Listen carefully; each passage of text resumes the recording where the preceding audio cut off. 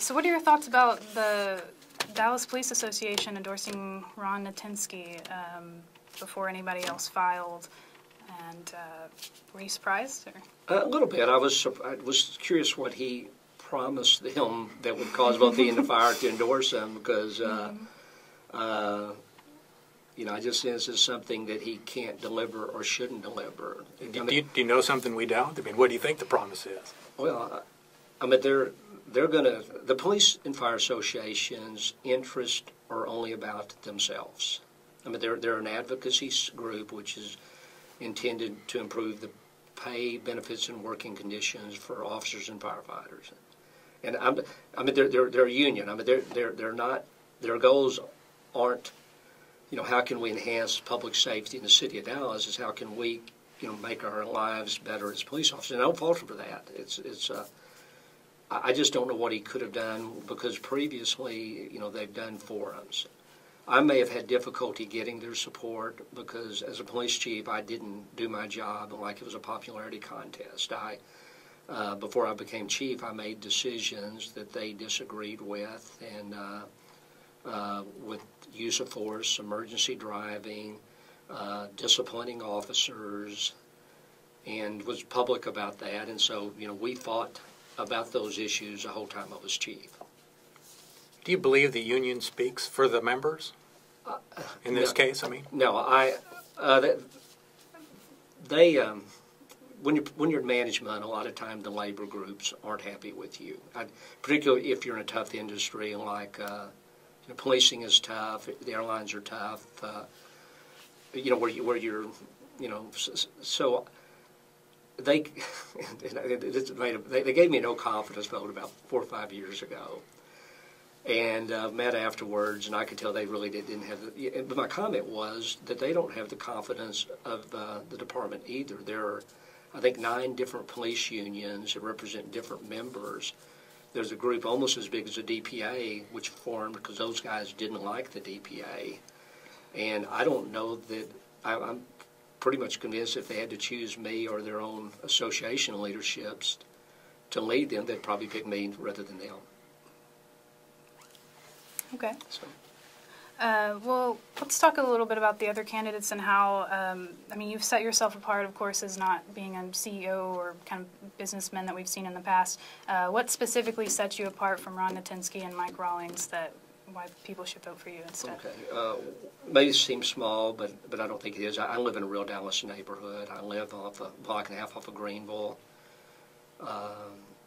Lower Greenville, in a neighborhood most of the houses were built 100 years ago. So I experience all the city has to offer, good and bad. It's a very urban area. In the course of being a police chief, I've been in every neighborhood in the city.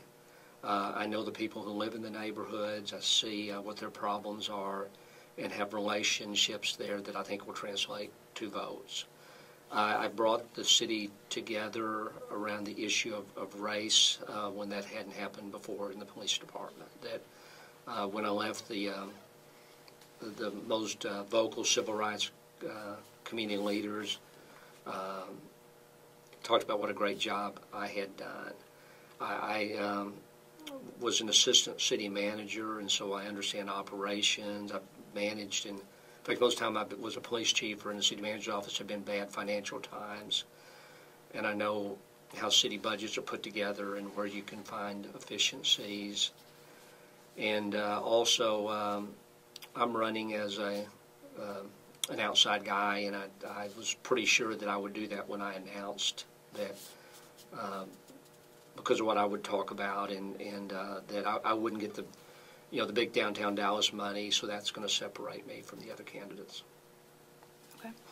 And we talked a little bit about how charismatic you may or may not be, but I also wanted to ask how you might redefine the role as a mayor, because it seems in the past it's been sort of a salesman type of position where the officials beneath are the ones who actually get a lot of things done, and of course you have to have everybody's vote and that kind of thing.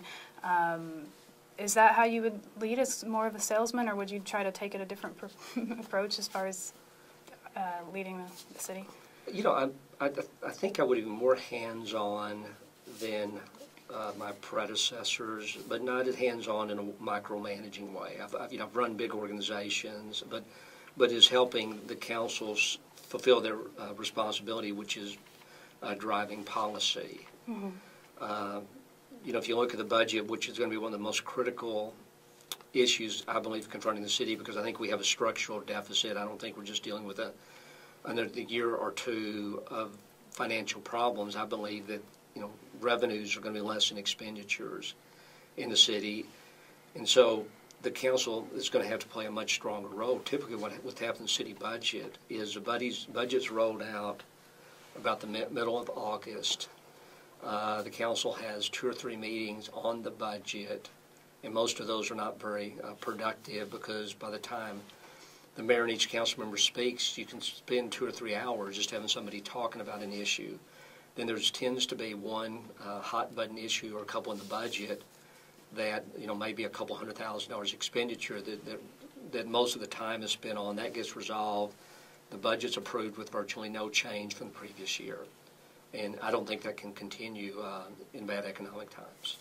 The budget, based on my limited financial experience, is pretty complicated to try and figure out. Yes. Is there a way to simplify it, or is that just the nature of city budgeting? You can look at where the biggest dollars are going and then see if there's opportunities to change that shift over time. How much money is going to debt. Maintenance items, things like that. But you can make sense of it if you look.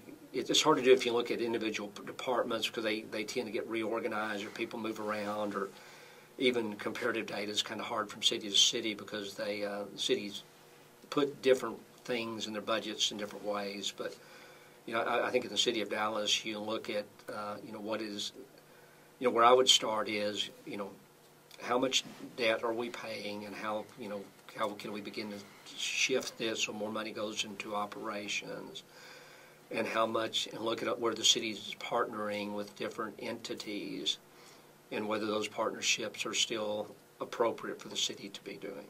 I know one thing Mayor Leppert started talking about right before he hit the road was pensions at the city pension, city employee pension fund, and how it's constructed and how expensive it is. Any thoughts on that, since you were part of the city, I guess, as an employee? Yeah, and I'm obviously would be conflicted because I have a City of Dallas pension, but there were some changes voted on by the membership which are supposed to help fix some of the pension issues. It makes the Dallas Police and Fire pension less lucrative for the members and less costly to fund. I don't know if that will fix it or not. I know at one point, and this is going, I think, even before my time, the pension was set up to induce people to work for the city, and because it was assumed that city jobs were lower paying. I don't know if that's the case anymore, but I do know that the pension, relative to Social Security or like the rest of us get, is a pretty good deal, it seems like. It is. And I'm not trying to argue either point, but if you're a member of the Dallas Police and Fire pension, you pay 8.5% of your income into the pension. And if you're a member of the DPD pension, you almost certainly will get no Social Security. So if then you have to determine if it's a good deal or not, because if you take out what you would get in Social Security from what somebody in the pension and then what they contribute, part of what happens in the pension is that pensions are based, I think, on a funding cycle of 50 years. And assumptions are made, and if a few years ago people were assuming that you'd get a 10% return on your investment annually, and all those assumptions were wrong, and so now pensions are underfunded, and that's some of those assumptions were overly optimistic, and then